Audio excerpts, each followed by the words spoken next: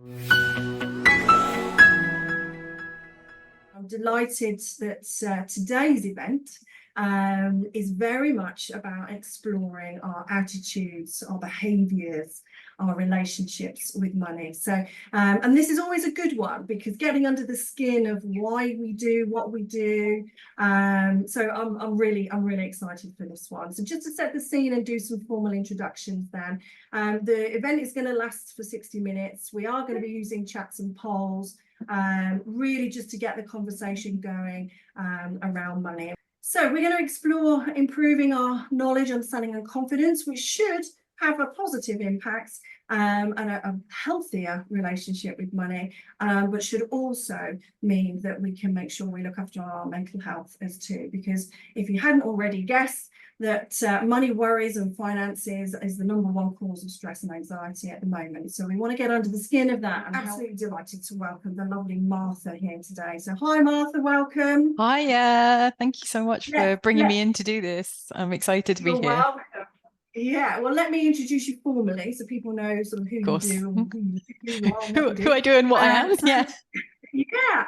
So Martha, is a qualified financial coach and educator, and she also created her own podcast called Squanderlust. And you've been helping people understand and use their money better for sort of the last 18 years, really. And you are really passionate about helping people understand and learn their financial know-how. It's a learning journey, but it's not necessarily everything. And a lot of this is to do with the psychology of money and getting into a positive headspace and mindset and building systems and approaches that can really help you get to grips with this area. And she's hugely passionate. I've known Martha for a few years now, and we're really going to get under the skin of the psychology and the mindset that sits behind a lot of our decision making when it Sure, let's do it. So we're going to start off thinking about why we actually find it hard to make good decisions about money. We'll start off with some of the challenges, right? Because there's knowledge, there's skills, and then there's actually the mindset stuff, and then there's a human psychology as well, which is sort of subtly different. We'll think about money skills, what your money skills are, hopefully in a way that will help you to feel empowered and feel more confident about how you can get better at managing money and also feel good about the skills you already have.